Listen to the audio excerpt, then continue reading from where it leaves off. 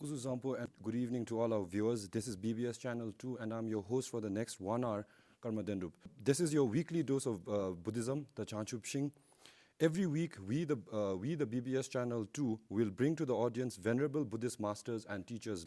Before we proceed any further, we the production team, nor the guest in our show, sit here as the final authority of having mastered Buddhism.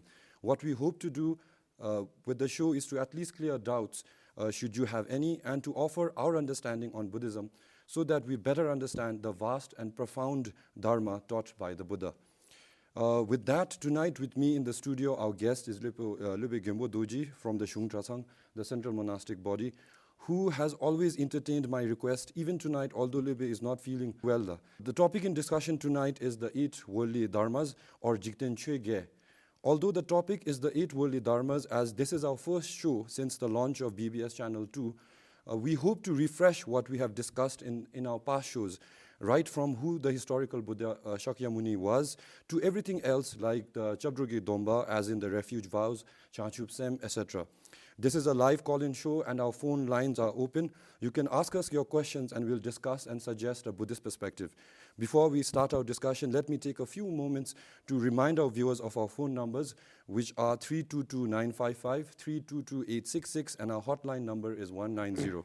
And you can ask us about anything that you would like to know, from simple names of Buddhas and Bodhisattvas to even some words in Cheke which you find hard to understand. With that, and without wasting any more of our time, as mentioned earlier, my first question to Lopon is, who is the Buddha? Yes,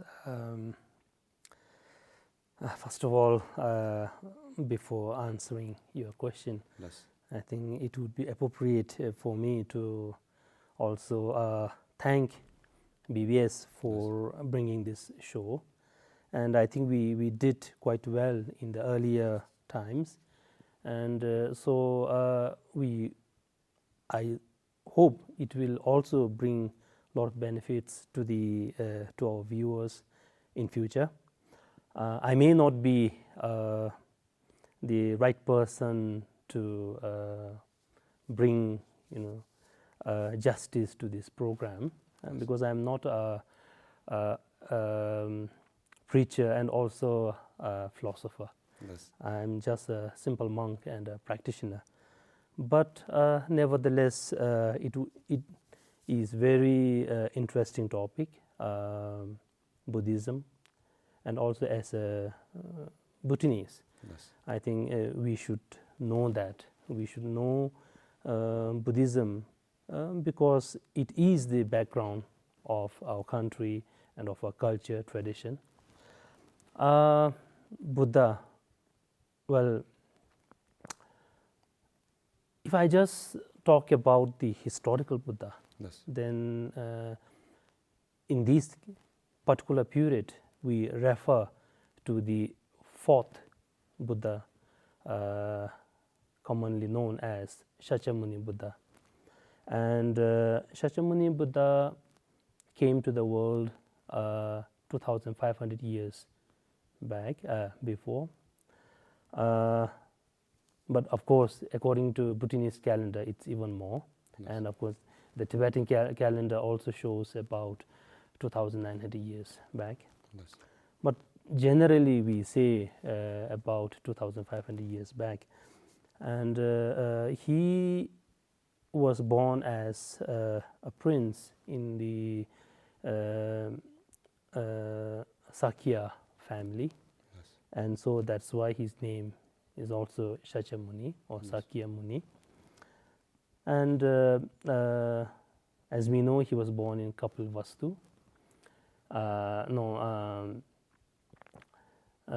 Lumbini, Yes. Lumbini in Nepal. And then later he came to Bodh Gaya, Yes. where he got enlightenment. Yes. And then after that he went to Varanasi, where he gave the first teaching Yes. on the Four Noble Truths.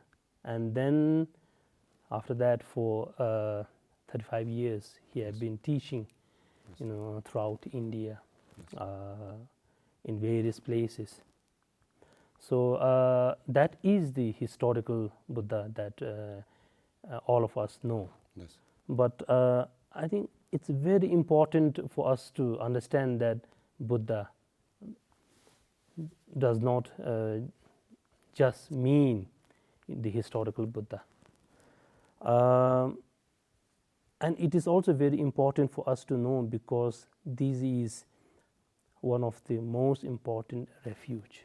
Yes. You know, during the Triple Gem Refuge, Yes. Chabdro, first is Buddha. So Buddha has different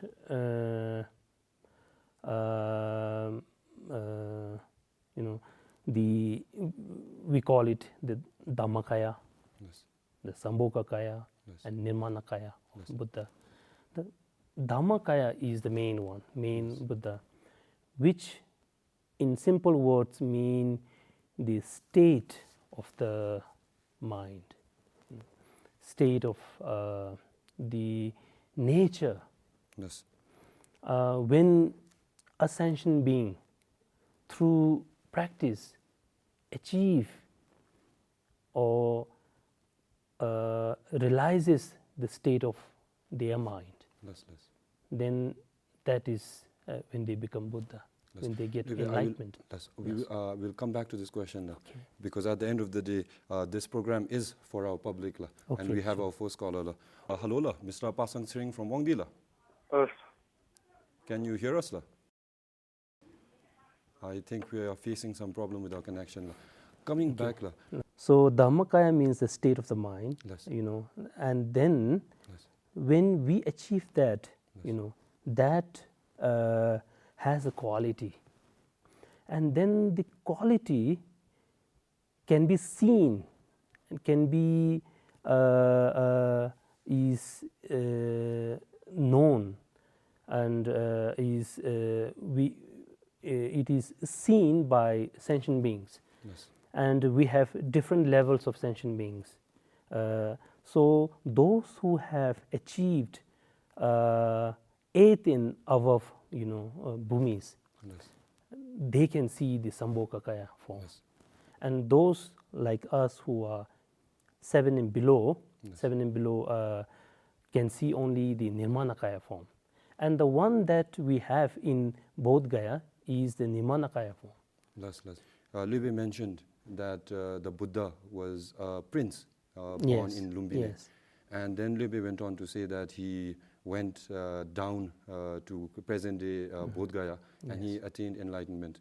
But for so many of us who are not familiar with this story, with his biography, what made him, he was a prince. Yes. So yes. what made this prince head towards Bodh Gaya? Shakyamuni Buddha, he left, his palace and began his search after seeing these 4 different episodes Yes. that we call as the Dungil Gyembo Yes. Dorji. Of course, birth, death, old age, sickness. And after seeing these, then it have triggered his mind to search for a way out of this suffering, because this suffering is all of us, we experience that. Nobody can run away from those sufferings. Yes. So therefore, Buddha was looking for a way out of this suffering. Yes. So because of that reason, he went towards Bodh Gaya. Yes. I wanted to know what were these 4 Dungil Gyembo for our audience Yes. who might not be familiar with the Buddha's biography. Yes. It is birth. Yes. Of course, he experienced in his own, life. Yes. But if you go by the text, then because his father want him to be a great king, Yes, and he doesn't want Buddha to become Buddha. Yes. A Was this practitioner. prophesied that? Yes, it was prophesied, and so because of that, his father, the king, was so much concerned that Siddhartha, Yes. his prince name, Yes. may leave The palace. the palace. And one day, I think he got this opportunity to travel Yes. outside the palace ground, and then he saw these four, Sites, we could call them sites. Yes, the birth, Yes. then old age, Yes. sickness, Yes. and then death. Yes. These are the four major sufferings Yes. that, as a sentient being, Yes. as a human being, we are subject to, Yes. and that we cannot run away from these. Yes. So, after that, did he go directly to Bodh Gaya, or what was his journey like? Did he study under any other teacher before that, or did he have a teacher also? Or if Libby could share a little about that also. Yes, of course, according to history, he had several teachers. Of course, firstly, he reached Chutin Namtatong. Yes. And then there he cut his own hair, Yes. and he became ascetic. Yes. We don't call as monk because before that There was no monk. Yes. So he, after cutting his own hair, then he became a practitioner, a wanderer. Yes. And then from there he went to a place which is also in Bodh Gaya, near Yes. Bodh Gaya, where he have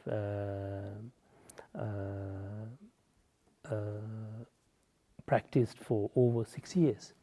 We'll come back to where we are. We are right now with the Buddha while he's taking a penance, making a penance of 6 years. We have our caller. I hope there is no problem with the connection.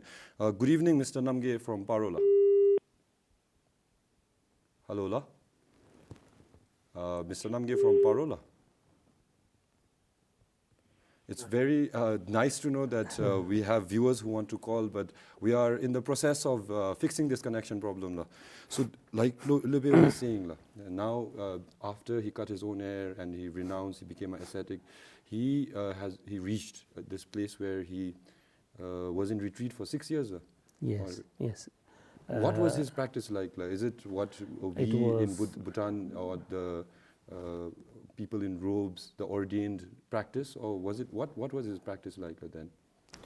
It is believed to be the ascetic practices that are quite prevalent at that time. I wouldn't say like Hinduism, Yes. but it was such practices which were quite common and very prevalent at the time. Yes. And so he was taught that, and he was, Yes, that's what he practiced there for Yes. 6 years. Again, we have a caller. Good evening, Mr. Pasang Chiring from Wangdila. Hello. Hello, La. Hello. Yes, La. You have a question, La, or a comment that you would like to make? Question. Les, please go ahead with your question, and thank you so much for watching. Les, please, your question, La. How does Buddha enlighten us? That's your question, La. Oh, that's all. Les. Thank you so much for watching, and thank you so much for being so patient also, La. I think we will get there, La, his question. I mean, I think what he meant was, how did the Buddha get enlightened? But now, after the 6 years where he was practicing those prevalent practices, after this, what was because I remember vaguely that he's said to have had 5 friends with him while he was in penance those 6 years, and after that he's supposed to have they are supposed to have left him. So yes. Could you share that moment that in time with us? So for the 6 years, Buddha and then his friends, the 5 of them, they were practicing. Yes. And and basically the 5 of them were helping Buddha Yes. in his quest, Yes. and they hoped that Buddha will, achieve the goal, Yes. and then they will benefit. Yes. But then, towards the end of the sixth year, Buddha understood that by going to extreme, it doesn't make sense, and he could not get what he was looking for. Yes. And so he renounced that severe penance, Yes. and he began to take food. Yes. So because of that, his 5 friends have left him. Yes. But of course, later, when Lord Buddha went to, Varanasi, Yes. they joined him, Yes. Yes. and they became the first human disciples of Lord Buddha. Yes. Yes. Now, coming to the question from Mr. Pasang Sering from Wangdila, I'm sure it's a difficult question to answer, that how did the Buddha get enlightened? If we had that formula, I'm sure we'd be sitting here with halos. But if we could share something about what was that moment like, that momentous moment under the Bodhi tree, under the Jangchub Shing, when he attained enlightenment. What was that experience like, or how did his realization come about? If we just, take a particular period Yes. in Lord Buddha's life, Yes. and then take that moment, Yes. the moment at Bodh Gaya under the Bodhi tree. Yes. Basically, when we say enlightenment, in very simple words, it means that you give away or conquer everything that has to be conquered, and all clashes, Yes. all negative thoughts, emotions, everything. And then, because of that, you achieve all qualities. Sangye, that it has 2 words. The first one talks about your conquering all the nyumongpa, all the negative clashes. Yes. And then the second word means achievement. The qualities. Yes. So that is, like Sanghi or enlightenment of Buddha. Yes. So what happened at that period was that he began to conquer all, of course, the text talks about the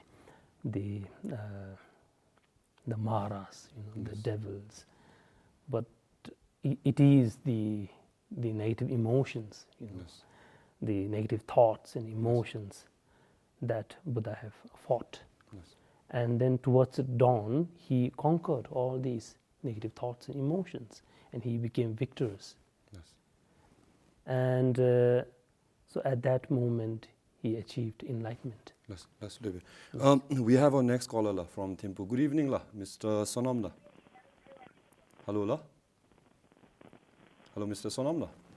Good evening. Good evening, Just wanted to ask you. Las. Hello. Las. Hello, Yes, we can hear you, I heard that the Lama said. Yes. Yes, please continue, I heard that Lama said Buddha has meditated for 6 years, Las. but according to the text, I heard that he meditated for 8.5 years. Is there any difference? Mr. Sonam was asking that the difference between the meditation or the penances, heart penances that Buddha had done in Bodh Gaya.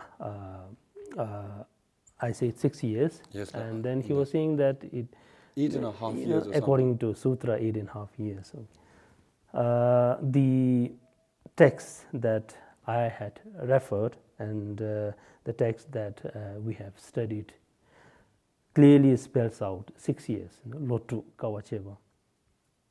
And so because of that, I say 6 years. Yes. But you could be right, and also there is possibility of variations in the years, definitely, because in the beginning I was also trying to say slightly that even the dates of Lord Buddha's coming to the world is different. No? Yes, yes, sir. We Bhutanese, we consider probably according to our calendar it is like over 3,000 years, and the Tibetan calendar shows a little bit about 160, 70 years lesser than ours, which is also more than the international calendar that we follow right now. So will that be okay? Yes. Thank you so much, Mr. Sonam. And to continue with the Buddha's life story, he attained enlightenment at the break of dawn. That's what you shared with us. After that, a little bit earlier, was saying that after that he went to Varanasi, where his 5 friends who had abandoned him met up with him. In present day Sarnath, if I'm not wrong, in the deer park there. Yes. And a little bit briefly mentioned in that summarized, condensed biography that after that he preached the 4 Noble Truths. Yes. And before this, in our previous episodes of Jangchub Shing, we did discuss the 4 Noble Truths. But could Libe, for our new viewers and for those who are not familiar, could you share with us what these 4 Noble Truths were? Okay. The as we were discussing, Yes. After enlightenment, Buddha was requested to teach, and then only through the request Lord Buddha agreed to teach. Who and made so this request? He, of course, the king of the celestial world, and Brahma and Jajin. Indra, sorry, yes. Indra and Brahma have requested Lord Buddha to turn the wheel of Dharma.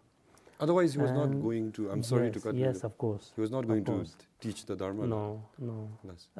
And this has been the tradition.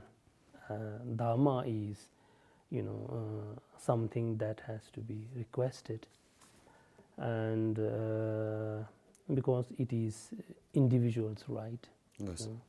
The spiritual religion is individual's right. It's very, very, according to the present day situation also, it's individual right. So we have to request for the teaching, then only it will benefit us. Yes. So after the request, then Lord Buddha went to Varanasi, Saranath, and there he gave the first teaching, and the teaching was on the 4 Noble Truths. Yes. And basically the 4 Noble Truths means... I will have to cut you again because it's such an important thing, and before we get interrupted again, we have another caller. Mr. Phuba Tenzi from Lanjupaka here in Thimphu. Good evening. Good evening. Las. You have a question or a comment? Good evening. Las. Good evening. We can hear you.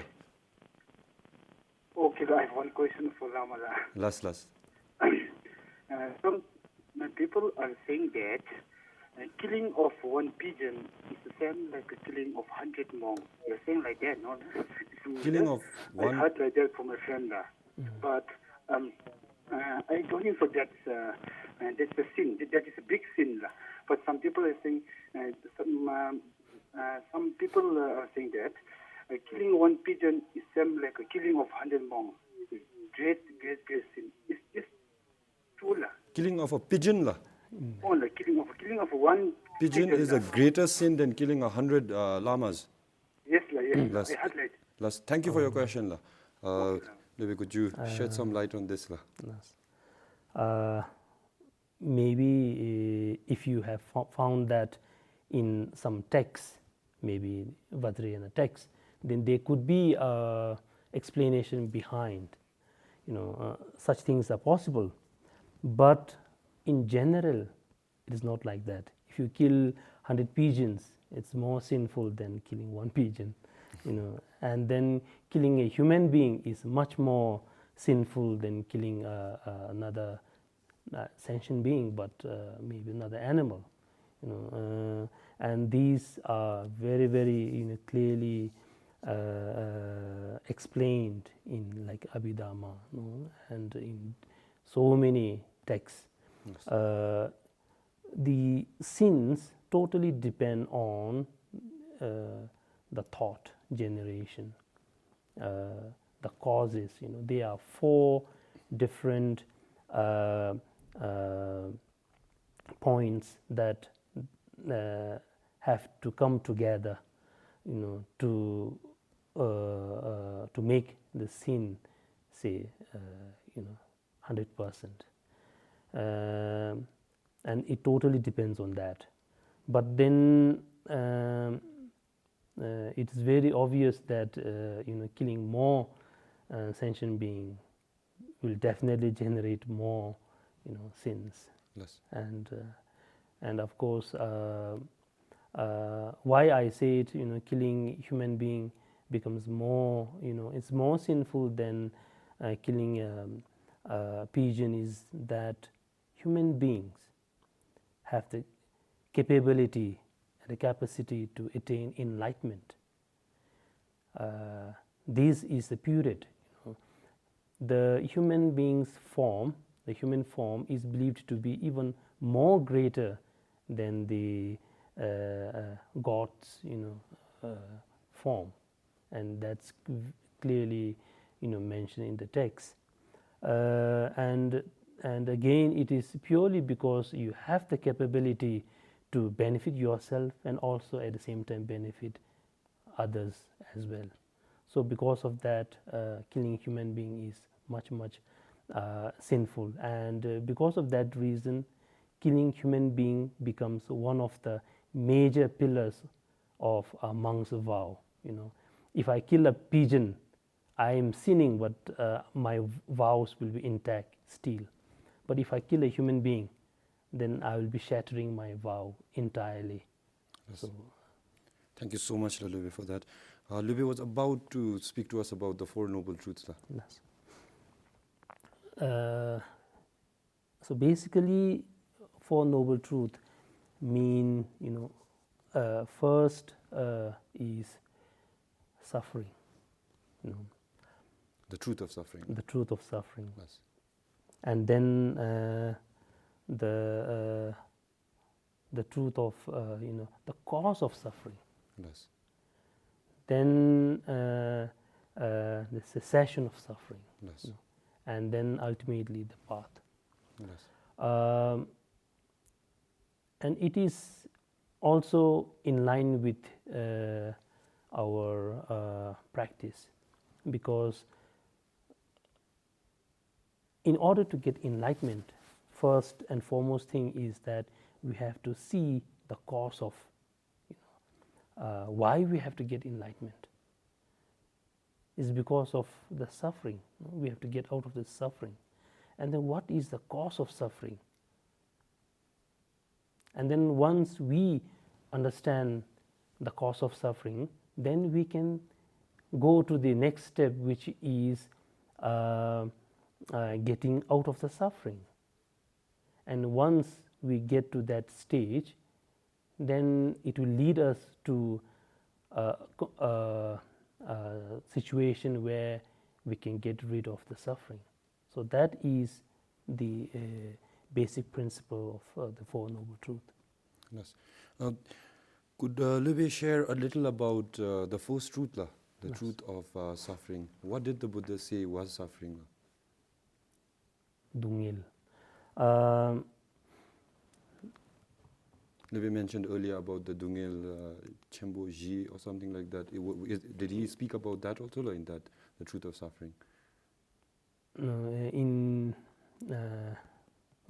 Buddha,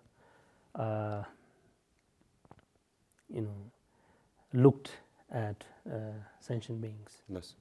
our stage, then he have seen that wherever we are born as a sentient being, we are subject to suffering. Even if we are born in the heavenly, heaven, God's realm, still there is suffering. Yes. And the 4 sufferings that I was talking about earlier is the major suffering that we experience in the human world. And likewise, in the animal kingdom or animal, they have so much suffering, more than what we have in the human world. Yes. And then, of course, in the hell, it's of course totally suffering. Yes. Yes. There's nothing like Nothing pleasurable there. peace, happiness, no, nothing. Yes. It's total suffering. So, if you look at these, if you analyze, then you find that as long as you are in this samsara, you are subject to suffering. Yes. And it continues. Yes. There is no end to suffering. So that is what Buddha have seen, and he himself have seen that, and he himself have found a path that leads out of this suffering. Yes. And that is what he was teaching us. Yes. The next truth, the cause of suffering. What did the Buddha say was the cause of suffering? The cause of suffering is,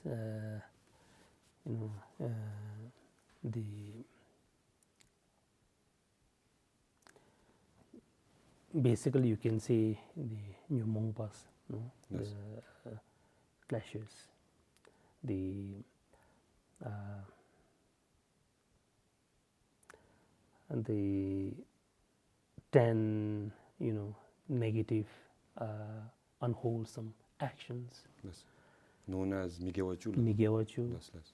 So all these things lead to generate negative thoughts, negative emotions. And basically, if you look at these, the wheel of life, there it shows like 3, attachment, anger, and Ignorance. ignorance. Yes. Now that we've spoken about the 4 noble truths, if Lebe could speak to us a little about, one of our past episodes was about Chabdro Ge Dombala, as in the refuge vows. Yes. So if could Lebe share with us what is Chabdro and what are the vows?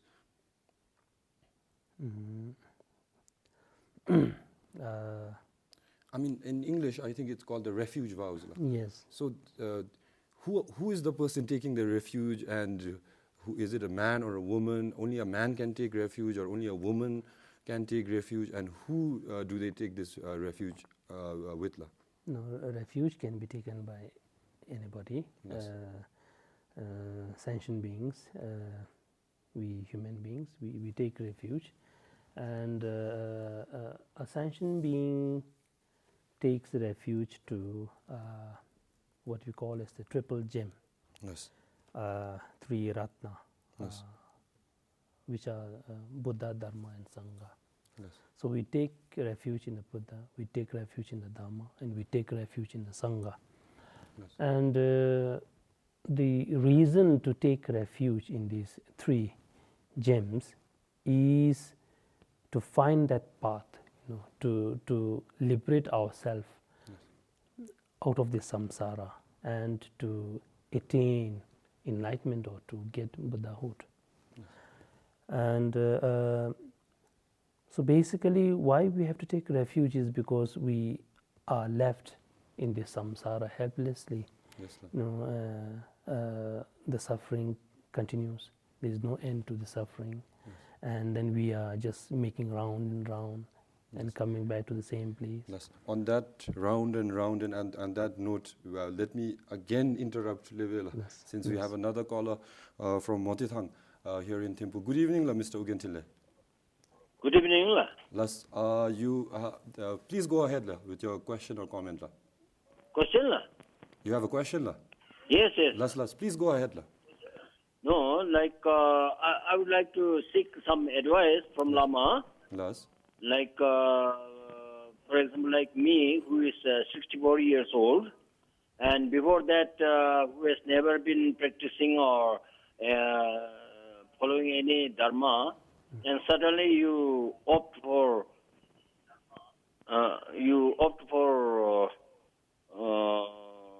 I mean, you go for this practice. So what will be the shortcut? Yes. We keep getting this. Yes. Thank you so much, Mr. Ugentile. We keep getting callers who want a shortcut to Nirvana, and tonight it's a shortcut to Nirvana again. Yes. So basically, Buddhism, the approach of Buddhism is divided into two.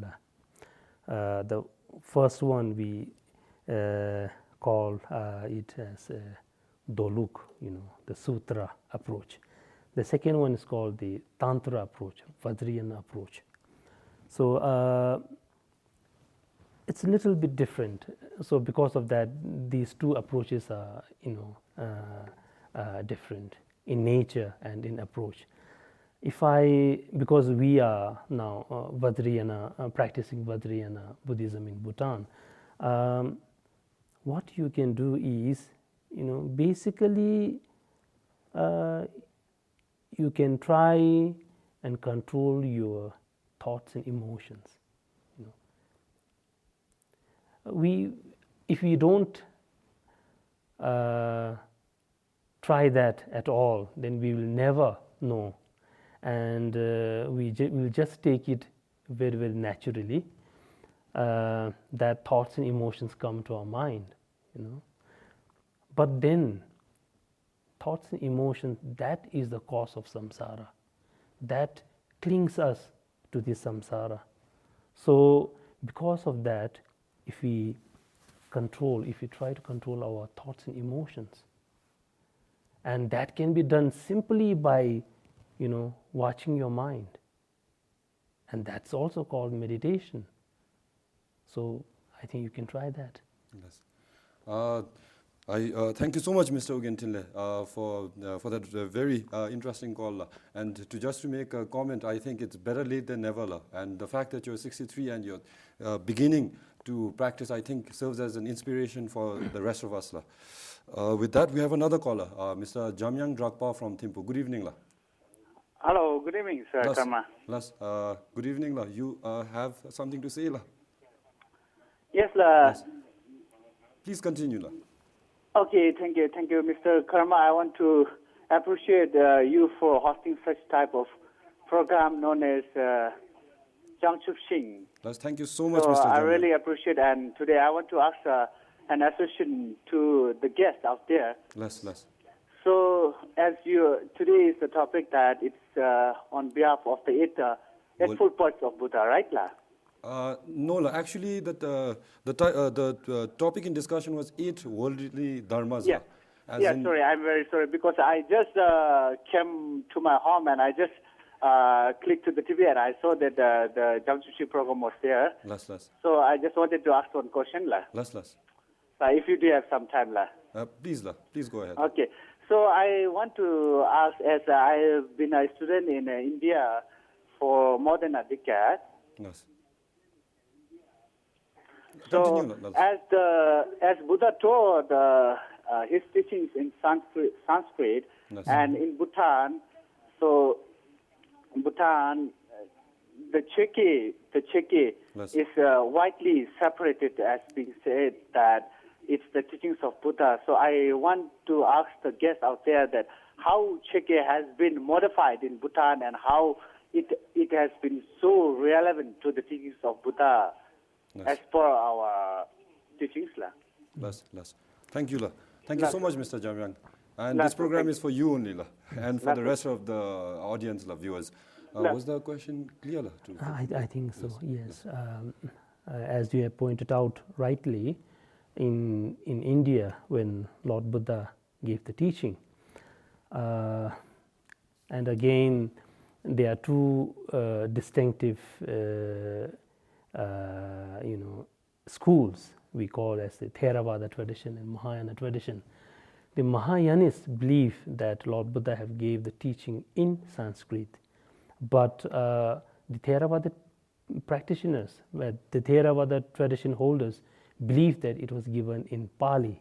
Now, which one would you say, that Lord Buddha gave his actual teaching in? Anyway, the teachings in Sanskrit were translated into Cheke by great accomplished masters, and these masters are not just scholars, they are accomplished practitioners, and in other words, they are enlightened practitioners. So when you get enlightenment, when you get certain level of enlightenment, you get those qualities. A simple example, like our ear can hear only, and that's the job of the ear. But an enlightened person's ear can also see. The enlightened person's ear can smell, can perform all these duties. So these people have did the translations.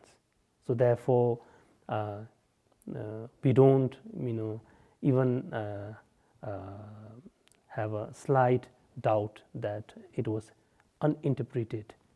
It's not interpreted totally. So we are convinced that it is interpreted totally and in full. Thank you. With that, Libe, my next question is, in one of our past episodes, we spoke about Jangchub Shing. Yes. And if Libe could share something about Jangchub Shing. Yes. Jangchub Shing, Bodhichitta. This is a very, very important component of Buddhism. And it is also very, very important because that differentiates the basic differences between the Theravada tradition and Mahayana tradition. Anyway, Jangchub Shing means the genuine thought for others, unconditional thought for others. That is Jangchub Shing. And to make it short, one of the great Tibetan masters, and who wrote one of the most read book, The Words of My Perfect Teacher. Yes. Petru Rinpoche, he said, if you have this alone is enough for enlightenment. And if you don't have this, there is no way you can get enlightenment. And this is the this is the seed of enlightenment, and that is Bodhichitta, Jangchub Shing.